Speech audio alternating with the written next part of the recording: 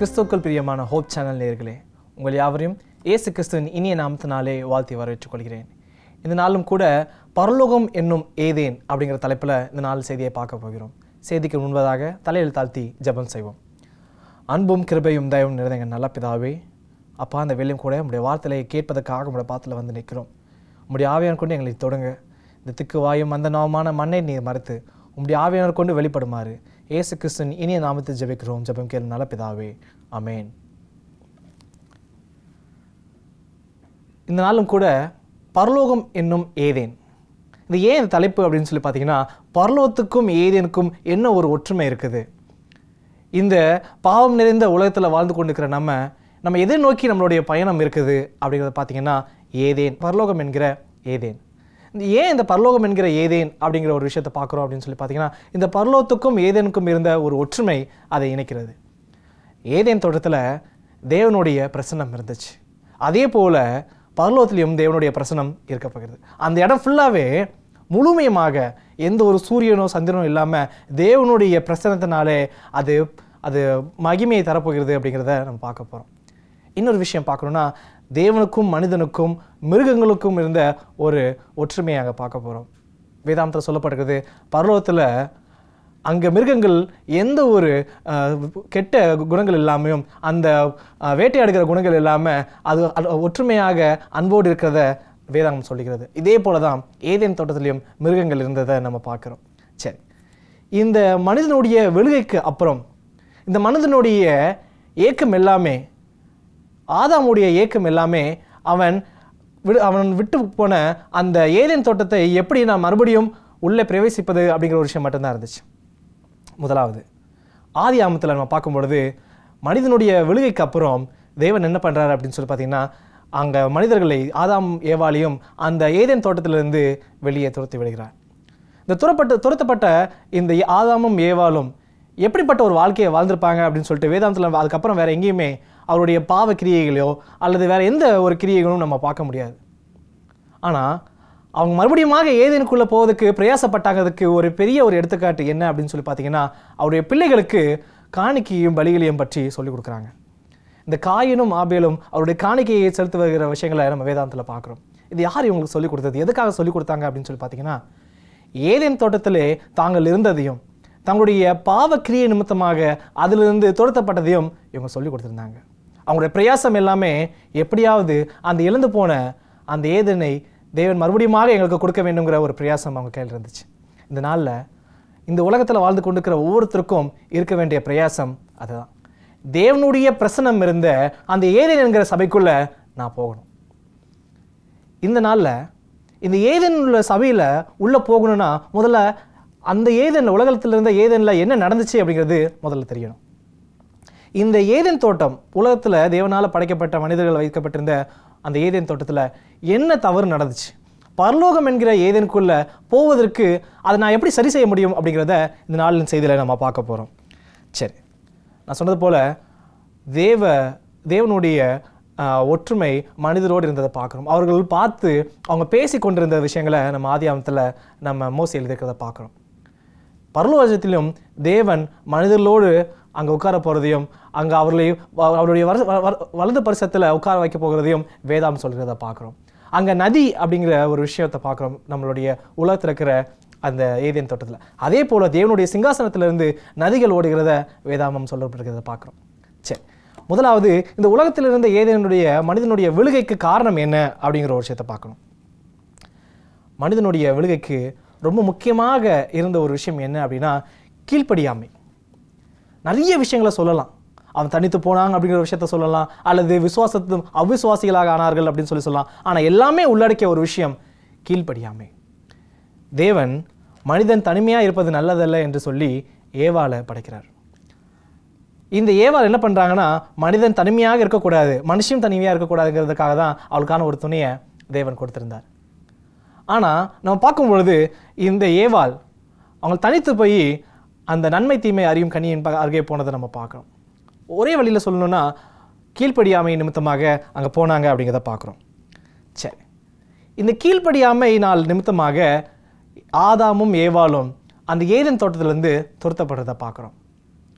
நிறைய காரியங்களில் நம்ம யோசிக்கிற விஷயம் என்னென்னா, எதில் நான் கீழ்ப்படியாமல் இருக்கிறேன், இந்த நாளில் நான் எந்தெந்த விஷயங்களில் கீழ்ப்படியாமல் இருக்கேன். நான் 10 கற்பனைகளை கை கொள்கிறேன், என்னிடத்துல திருட்டு இல்லை, களவு இல்லை, இடத்துல பொய் இல்லை, விபச்சாரம் இல்லை, எல்லாத்துலேயுமே நான் பர்ஃபெக்டாக இருக்கிறேன். அப்படி இருக்கும்போது நான் எப்படி கீழ்ப்படியாமையின நான் இருக்கிறேன் அப்படிங்கிறத யோசித்து பார்க்கும்போது ஒவ்வொரு காரியங்களாமல் நம்ம கடந்து வரும். சரி, அதுக்கு முன்பதாக கீழ்ப்படிதல் நிமித்தமாக நான் பரலோகத்துக்கு போக முடியுமா அப்படின்னு சொல்கிற ஒரு கேள்வி நமக்குள்ளே வரணும். முதலாவது, எப்படி இந்த ஏதேன் தோட்டத்திலிருந்து நம்ம தோற்றப்படுறதுக்கு காரணமாக இருந்த கீழ்ப்படியாமைங்கிற ஒரு விஷயத்தை நம்ம உணர்ந்து கொள்ளணும். ரெண்டாவது, கீழ்ப்படிந்தால் பரலோகத்துக்கு போக முடியுமா அப்படிங்கிற ஒரு சந்தேகம் எல்லாருக்குமே வரும்.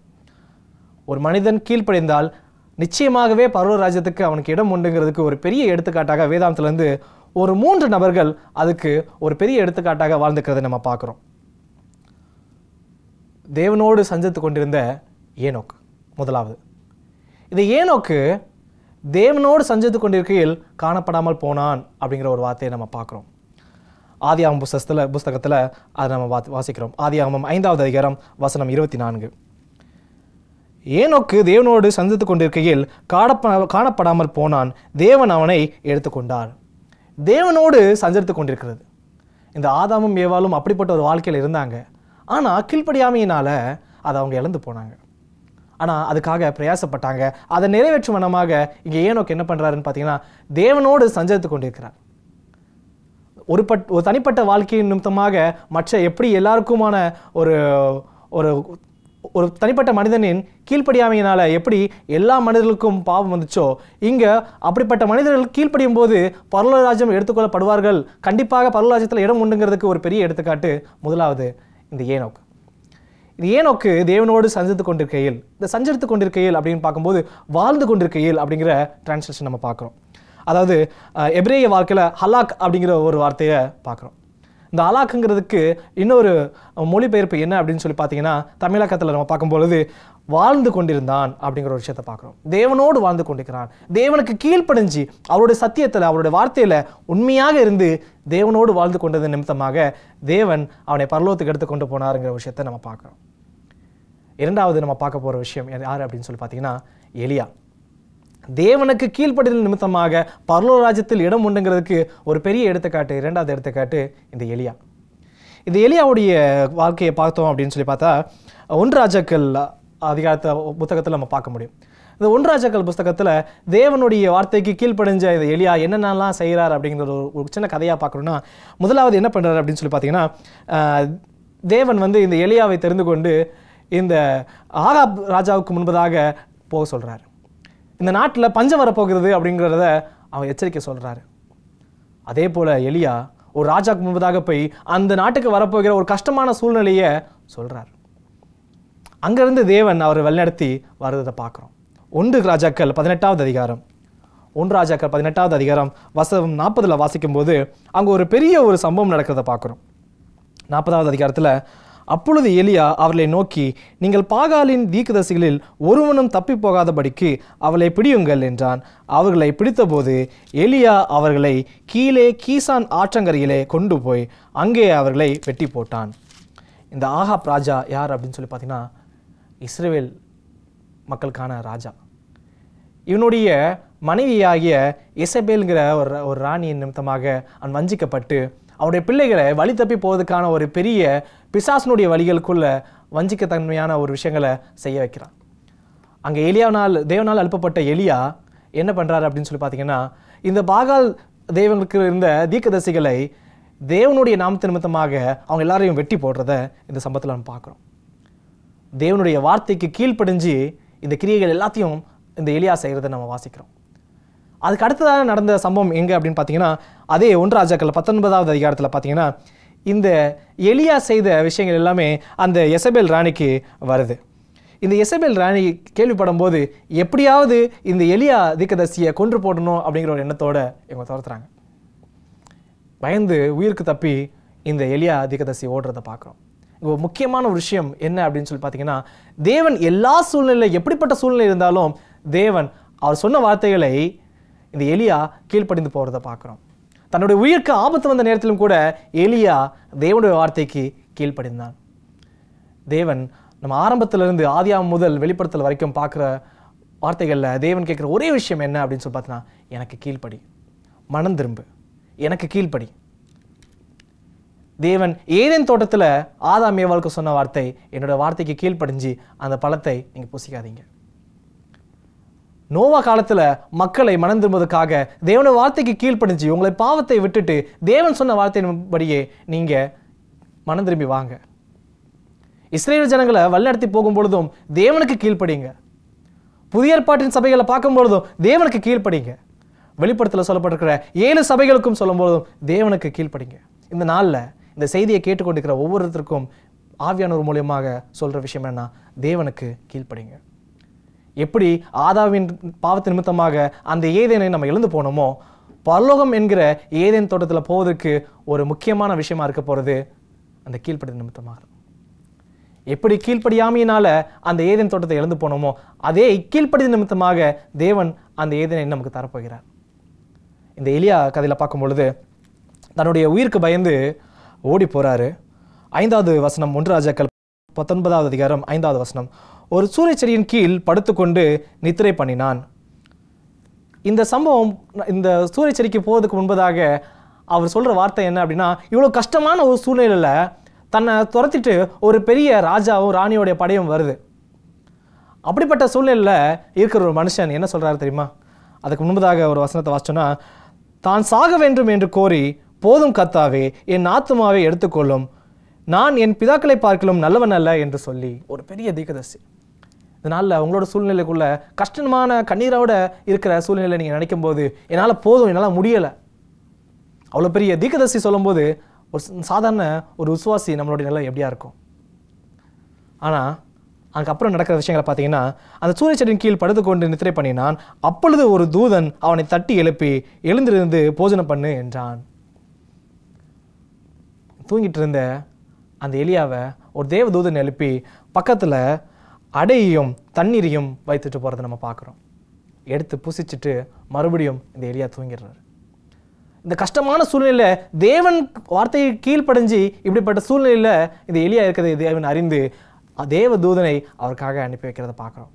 இந்த நாளில் கஷ்டமான சூழ்நிலையில் ஒருவேளை நீங்கள் தேவனுடைய நாமத்து நிமித்தமாக அல்லது தேவனுடைய தேவன் வைத்திருக்கிற விசுவாசத்து நிமித்தமாக நீங்கள் பாடுகளை கண்ணீர்களையோ நீங்கள் கடந்து வருகிற ஒரு சூழ்நிலை இருந்தீங்கன்னா, தேவதூதலை அனுப்பி தேவன் உங்களை போஷிக்க இருக்கிறார். அதிலிருந்து விடுதலை கொடுப்பதற்கு தேவன் சுத்தமுள்ளவராக இருக்கிறார். அடுத்ததாக பார்த்தீங்கன்னா, மறுபடியும் அந்த எலியா நித்திரைக்குள்ளே போகிறார். மறுபடியும் 2வது தரம் தேவதூதன் வந்து அவரை தட்டி எழுப்புறார்.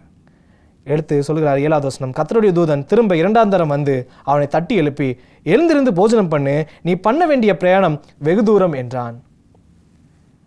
இந்த நாளில் தேவன் நமக்கு சொல்கிற வார்த்தை என்ன அப்படின்னா, நீங்கள் சோர்ந்து போயிருக்கீங்களா? தேவனுடைய வார்த்தைக்கு கீழ்ப்படிஞ்ச நிமித்தமாக நீங்கள் சோர்ந்து போயிருக்கீங்களா? கவலைப்படாதீங்க. நீங்கள் போக வேண்டிய தூரம் இன்னும் இருக்குது. நீங்கள் பரலோக ராஜ்யம் வரைக்கும் நீங்கள் போக வேண்டியிருக்குது. நீங்கள் உற்சாகத்தோடு எழுந்து போங்க. அதுக்கப்புறம் வசனங்களை நீங்கள் வாசித்து பார்க்கும்போது தெரியும், 40 நாள் எந்த உணவும் தண்ணீரும் இல்லாமல் அவன் பிரயாணப்பட்டு போனான் அப்படிங்கிறத பார்க்குறோம். இந்த எலியா தேவனுக்கு கீழ்ப்படிஞ்ச நிமித்தமாக கஷ்டமான சூழ்நிலை இருந்த போதிலும் தேவன் அதிலிருந்து அவனை மீட்டு கொண்டு வந்தார். கடைசியாக நம்ம பார்க்கும் பொழுது 2 ராஜாக்கள் 2வது அதிகாரம் 11வது வசனத்தில் வாசிக்கும் பொழுது 2 ராஜாக்கள் 2வது அதிகாரம் 11வது வசனம். இந்த எலியாவும் அவருடைய சிஷ்யனான எலிசாவும் 2 பேரும் அவங்க நடந்து போயிட்டுருக்காங்க. அப்போ தேவன் அக்கினி ரதத்தினாலே அந்த எலியாவை பரலோக ராஜ்யத்துக்கு கொண்டு போகிறத நம்ம பார்க்குறோம். தேவனுக்கு கீழ்ப்படிந்தது நிமித்தமாக ஒரு சாதாரண மனுஷன், தேவனாலே தீர்க்கதரிசி என்று தெரிந்து கொள்ளப்பட்ட ஒரு மனுஷன் பரலோக ராஜ்யம் போகிறதுக்கு ஒரு பெரிய, நமக்கு கண்களுக்கு முன்பதாக நம்மளுடைய வேதாந்தத்தில் கொடுக்கப்பட்டிருக்கிற ஒரு பெரிய சம்பவமாக நம்ம பார்க்குறோம்.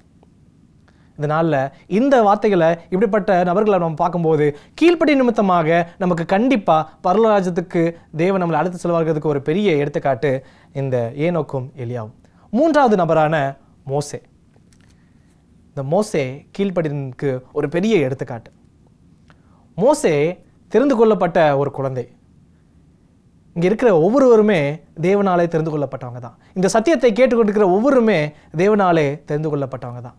அதனால தான் இந்த நேரத்தில் ஆவியானவர் சொல்கிறதை நம்ம கேட்கும் முன்னமாக ஒரு பெரிய ஸ்லாக்கியம் நமக்கு கிடைச்சிருக்குது. இந்த மோசே தேவன் அழைச்ச நேரத்தில் எந்த சூழ்நிலை, எந்த ஒரு நேரம், எந்த இடங்கள் பார்க்காம தேவன் அழைத்த நேரத்தில் தேவனுடைய வார்த்தைக்கு கீழ்ப்படிஞ்சு அவரை அர்ப்பணிக்கிறார். அவர் தெரிந்து கொண்டு அந்த எகிப்து தேசத்திலிருந்து வெளியே அவர் கிளம்பும்போது அவருக்கு கிட்டத்தட்ட 80 வயசு, வயதான ஒரு மனிதன்.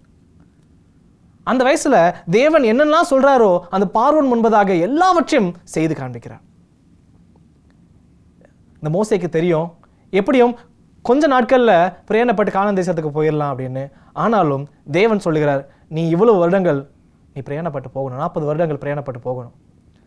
எந்த ஒரு கேள்வியும் கேட்காம இந்த மோசே தேவனுடைய வார்த்தைக்கு கீழ்ப்படிஞ்சு பிரயாணப்பட்டு போகிறான். வர சூழ்நிலை எல்லாத்துலேயும் நம்ம பார்க்குறோம்.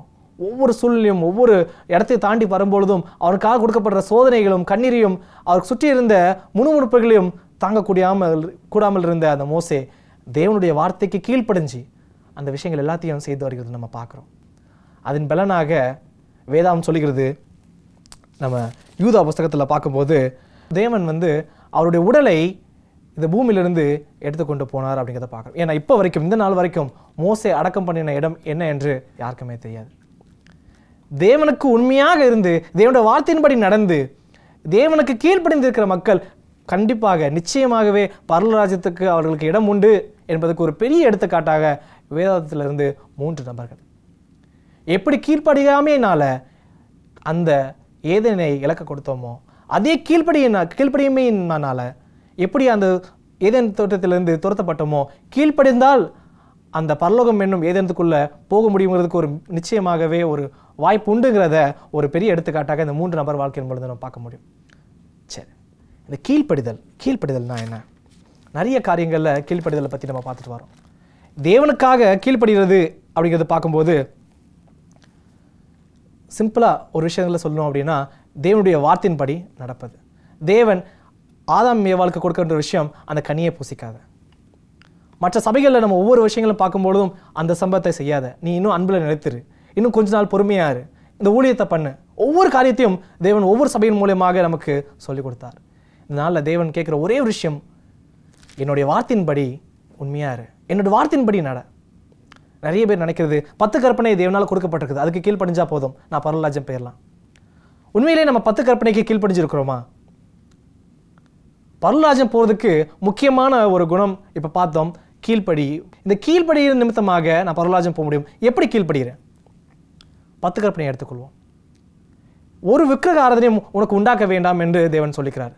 இதனால உங்களுக்கும் எனக்கும் இருக்கிற விக்கிரக ஆராதனை என்னது? தேவனை பற்றிலும் அதிகமான என்னுடைய எண்ணங்கள் எதை சார்ந்திருக்குது? தேவனுக்கு ஈடான எந்த காரியங்களை நான் வைத்திருக்கிறேங்கிறத ஒரு நிமிஷம் யோசிச்சு பாருங்களேன். தேவனுடைய நாமத்தை வீணையில் வழங்குறோமா? பெற்றோருக்கு நம்ம கீழ்ப்படுகிறோமா? ஓய்வு நாளை கை கொள்றோமா? யோசிச்சு பாருங்க. ஓய்வு நாளை கை கொள்றேன்னா சடங்காச்சாரமாக அந்த வெள்ளிக்கிழமை 6 மணிலிருந்து சனிக்கிழமை 6 மணி வரைக்கும், இன்னும் அதிகமான இடத்துல சனிக்கிழமை மத்தியானமே முடிஞ்சு போயிடும். உங்களுக்கு நிறைய பேருக்கு ஓய்வு நாள். இந்த ஓய்வு நாள் பரிசுத்தமான ஓய்வு நாளாக இருக்குது. உன்னோட சொந்த பேச்சாமலும் உன்னோட சொந்த வேலையை செய்யாமலும் அதில் உண்மையாக தேவனுக்கென்று முழு மனதோடு நம்மளோட ஓய்வு நாள் கடைபிடிக்கல் இருக்குதாங்கிறத யோசிச்சு பாருங்க. ஒரு சடங்காச்சாரமாக என்னோட ஓய்வு நாள் கடைபிடிக்கப்படுகிறதா, அல்லது என்னுடைய முழு மனதோடு தேவனுக்கென்ற பரிசுத்தமான ஓய்வு நாளை பரிசுத்த குறைச்சலாக்காதபடிக்கு என்னுடைய ஓய்வு நாள் இருக்குதாங்கிறத ஒரு யோசிச்சு பாருங்க. தேவன் வேற எதுவுமே கேட்கல, என்னிடத்தில் அன்பா இருந்தா என் கற்பனையை கைக்கொள். அது நிமித்தமாக பரலோகராஜ்யம் எடுத்துக்கொண்டு போவதற்கு ஒரு பெரிய பாத்திரவனாக நம்ம மாற்றப்படுவோம். கொலை செய்ய வேண்டாம். யார்கிட்ட கேட்டாலுமே நான்லாம் கொலை செஞ்சதே கிடையாது. ஒரு நபரை அவங்க கஷ்டப்படும் வண்ணமாக, அவங்களோட இருதயம் அவங்களுக்கு கண்ணீர் வரும் வண்ணமாக அல்லது துன்புறுத்தும் வண்ணமாக ஒரு வார்த்தைகள் பேசினா கூட அது கொலைக்கு சமமாக இருக்குங்கிறத நிறைய நேரத்தில் நம்ம மறந்து போயிடும். வேதாந்தத்தில் மாம்சத்தின் கிரியைகள் அப்படிங்கிற ஒரு குணத்தை நம்ம நிறைய நேரங்களில் மறந்து போயிடும். நமக்கு தெரிஞ்சது எல்லாமே 10 கற்பனையை மீறது மட்டும்தான் பாவம். தேவன் இதை மட்டும் நமக்கு கீழ்ப்படி சொல்லிக்காரு, அது போதும். ஆனால் மாம்சத்தின் கிரியைகள் வெளியரங்கமாக இருக்கிறது, அது கூட தேவனுக்கு பிரியமில்லாத காரியம், தேவனுடைய வார்த்தையை மீறுவதற்கான ஒரு விஷயமா இருக்கிறத நிறைய நேரங்களில் மறந்து போயிடும். அதில் என்னெல்லாம் இருக்குது தெரியுமா? விபச்சாரம், வேசித்தனம், அசுத்தம், காம விகாரம், விக்கிரக ஆராதனை, வேற்றுமை, சண்டைகள், பிரிவினைகள், நம்ம யாரையும் கொலை பண்ணாமல் இருந்தாலும் ஒரு மனிதனை கஷ்டப்படுத்துகிறோம், அது நிமித்தமாக கொலை செய்யறதுக்கான ஒரு விஷயம் அங்கே நடக்குதுங்கிறத நம்ம நிறைய நேரங்களில் மறந்து போயிடுறோம். சண்டைகள் கூட ஒரு கொலைக்கு ஈடான ஒரு விஷயமாக்குது. விபச்சாரம் செய்யுது, ஒரு பெண்ணை நீ இச்சையோடு பார்ப்பது அந்த பெண்ணோடு விபச்சாரம் செய்ததுக்கு சமம்ங்கிற விஷயங்களை வேதாகமத்தில் நம்ம வாசிக்கிறோம். பொய் சொல்லாதிருப்பாயாக, எந்த சூழ்நிலையுமே பொய் சொல்லவே கூடாது. இந்த சின்ன விஷயம் தானே ஃபர்ஸ்ட். தேவனுடைய பார்வைக்கு முன்னதாக சின்ன பொய் பெரிய பொய்ன்னு ஒன்றுமே கிடையாது. பொய் சொல்லாதிருப்பாயாக, பொய் சாட்சி சொல்லாதிருப்பாயாக. எந்த ஒரு இச்சையும் இல்லாமல் என்னோட இருதயமானது இருக்குதாங்கிறத யோசிச்சு பாருங்க. மாம்சத்தின் இச்சை, கண்களின் இச்சை, ஜீவனத்தின் பெருமை, இந்த 3 காரியங்களுமே மனிதனுக்கு பாவத்துக்கான ஒரு பெரிய வழியாக இருக்குது. இந்த நாட்களில் நம்மளுடைய கீழ்ப்படியாமை எதில் இருக்குதுங்கிறத இந்த நாளில் நீங்கள் யோசித்து உணர வேண்டும். தேவனுடைய 2ஆம் வருகை மிக சமமாக இருக்கிறது. ஜீவ விருட்சத்தின் கனியை நம்ம புசிக்கணும்னா தேவனுடைய வார்த்தைக்கு கீழ்ப்படியணும். அந்த ஏதேன் என்கிற பரலோக ராஜ்யத்துக்கு போகணும்னா தேவனுடைய வார்த்தைக்கு கீழ்ப்படியணும். அது வேற எதுவுமே கேட்கல. எனக்காக பலிகளை கொண்டு வா, எனக்காக இரத்த பலி கொடுக்கணும், இது எல்லாமே தேவன் இந்த நாளில் நம்மகிட்ட கேட்கறது இல்லை. அவர் கேட்குற ஒரே விஷயம், என்னோட வார்த்தைக்கு நீ கீழ்ப்படிஞ்சு மனம் திரும்ப. இந்த நாளில் சபையாகிற உங்களுக்கும் எனக்கும் தேவன் சொல்கிற வார்த்தை, கீழ்ப்படிந்து மனம் திரும்ப. ஆதாம் ஏவாளின் கீழ்ப்படியாமையினால எப்படி ஏதனை நம்ம இழந்து போனோமோ அதே போல மறுபடியும் நம்ம இழந்து போகாதபடிக்கு தேவனுக்கு கீழ்ப்படியாததுக்காக கடமைப்பட்டிருக்கிறோம்.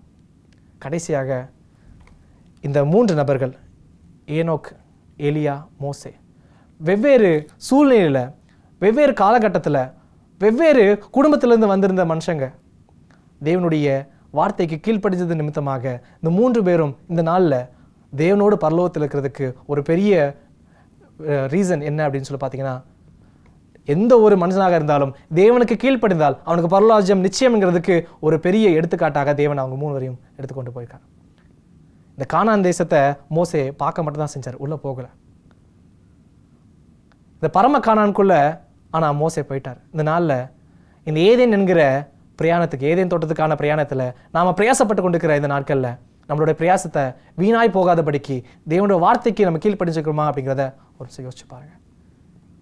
தேவனுக்கு கீழ்ப்படிந்த நிமித்தமாக அந்த இழந்து போன ஏதேனை மறுபடியும் பெற்றுக்கொள்வதற்கு ஒரு பெரிய ஸ்லாக்கியத்தை தேவன் வைத்திருக்கிறார். அந்த ஏதேன் தோட்டத்தில் எந்த ஒரு பாவமும் இருக்க போகிறது கிடையாது. பூமியில் இருந்த ஏதேன் தோட்டம் எப்படி இருந்ததோ அதே போல தேவனுடைய பிரசன்னத்தில் நம்ம இருக்க போகிறோம். தேவனோடு, தேவதூதர்களோடு நம்ம அங்கே சஞ்சரிக்க போகிறோம்.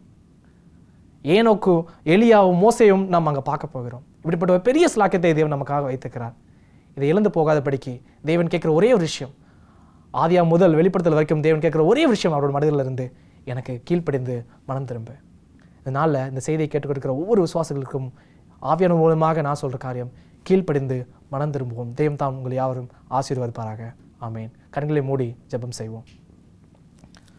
அன்பும் கிருபையும் தயவும் நிறைந்த எங்கள் நல்ல பிதாவே, அப்பா, இந்த வேலையும் கூட இந்த நல்ல ஒரு செய்தியை உடைய ஆவியின் மூலமாக எங்களுக்கு தந்தக்காக நன்றி செலுத்துகிறோம். அப்பா, அந்த கீழ்ப்படியாமையினால் இழந்து போன அந்த ஏதேனை மறுபடியும் எங்களுக்கு ஒரு பெரிய ஒரு ஈவை தந்து, உமக்கு கீழ்ப்படிந்தால் அந்த மறுபடியும் அந்த ஏதேனுக்குள்ளே நாங்கள் பிரவேசிக்க முடியுங்கிற ஒரு பெரிய ஸ்லாக்கியத்தை எங்களுக்கு தந்தக்காக நன்றி செலுத்துகிறோம். இந்த வார்த்தைகளை நாங்கள் ஏனோ தானே அந்த கேட்டு விட்டாதபடிக்கு எங்கள் வாழ்க்கையிலே நாங்கள் அபியாசத்துக்கான ஞானத்தையும் பலத்தையும் எங்கள் தந்து காத்துக்கொள்ளுங்க. இந்த வேலையும் கூட அடியனோட ஜபத்தில் இருக்கிற பிள்ளைகளுக்காக கூட ஜபிக்கிறோம். சுகவீனத்தோடு பலவீனத்தோடு இருக்கிற பிள்ளைகளுக்காக ஜபிக்கிறோம். அந்த பிள்ளைகளை ஒரு விஷயம் கண்ணோக்கி பாருங்கள். இந்த வலது கரத்தை நீட்டி அந்த பிள்ளைகளை தொடுங்கப்பா. வரப்போ நாட்டிலே ஒரு பெரிய சாட்சியாக அந்த பிள்ளைகளை எடுத்து நிறுத்த போகிறதுக்காக நன்றி செலுத்துகிறோம். மீதமிக்க நேரம் எல்லாவற்றும் உடைய பாத்தில் வைக்கிறோம். நீ தானே எடுத்துக்கொண்டு வழிநடத்தி பாதுகாத்துக் கொள்ளுமாறு ஏசு நாமத்தை ஜெபிக்கிறோம். ஜெபம் கேள் நல்ல பிதாவே. ஆமேன். விசுவாச பிள்ளைகளே, இந்த வேலையும் கூட இப்படிப்பட்ட நல்ல செய்திகளை நீங்கள் தொடர்ந்து கேட்கணுன்னா ஹோப் சேனல் டிவியை நீங்கள் தொடர்ந்து பாருங்கள். உங்களிடத்தில் ஏதேனும் ஜெப விண்ணப்பங்கள் இருந்துச்சுன்னா எங்களிடத்தில் எழுதி அனுப்புங்க. உங்களுக்காக விசேஷமாக நாங்கள் ஜெபித்துக் கொள்கிறோம். எங்களோட ஊழியத்துக்காகவும் நீங்கள் ஜெபித்துக் கொள்ளுங்கள். தேவன் தாம் உங்கள் யாவரும் ஆசீர்வதிப்பாராக. ஆமென்.